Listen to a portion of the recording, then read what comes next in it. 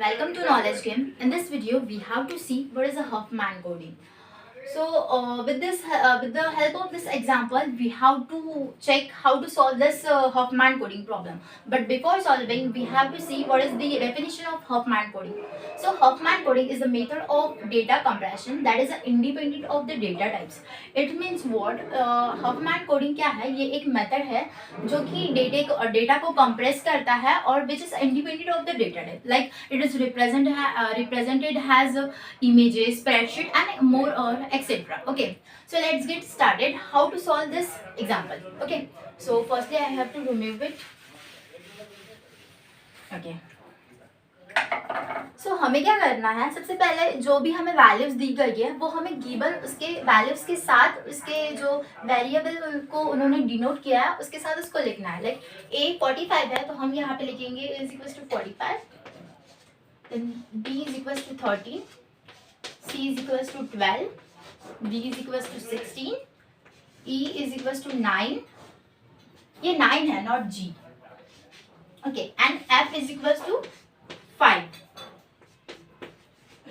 So हमें सबसे पहले ये चेक करना है कि which is smallest, which variable is smallest to denoted as. Okay, so f सबसे जो f की वैल्यू है वो सबसे मिनिमम है, तो हम सबसे पहले 5 लिखेंगे और उसके बाद जो e की वैल्यू है वो भी सबसे छोटी है, मतलब मिनिमम है, तो दोनों वैल्यू हम साथ में लिखेंगे. ठीक है, 5 और 9.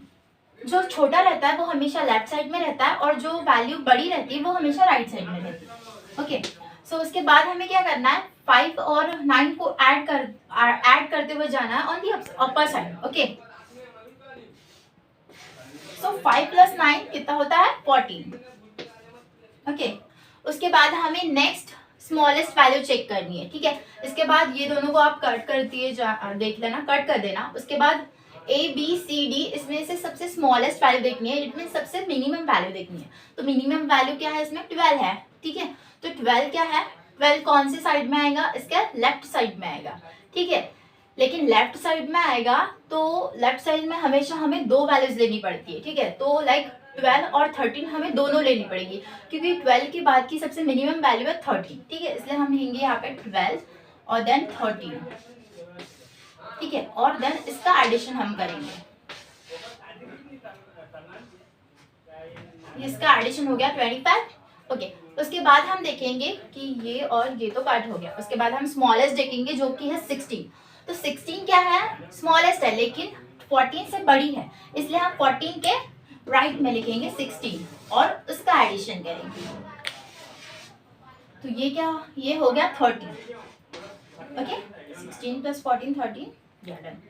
उसके बाद ये भी कट हो गया. उसके बाद 45 है, तो 45 क्या है, 13 से बड़ी वैल्यू है. ओके, तो जब भी हम राइट साइड में लिखते हैं तो वो हमें हमेशा एक ही वैल्यू लिखनी पड़ती है. दैट्स व्हाई हम यहाँ पे 45 लिखेंगे और इन दोनों का एडिशन करेंगे. ओके, तो इनका एडिशन क्या आएगा,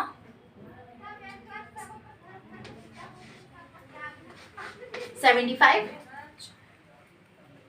हाँ, 75 is correct. Okay, then after that हम 25 और बिकॉज इसके पास कोई और दूसरी वैल्यू नहीं है, दैट्स वाई हम 25 और 30 को उसकी एडिशन करेंगे और यहाँ पे नंबर आएगा 5 और 5 55. ओके, आफ्टर दैट मैं रिव्यू कर लेती हूँ ताकि आपको पता समझ सको. उसके बाद इन दोनों का हमको एडिशन करना पड़ेगा. सो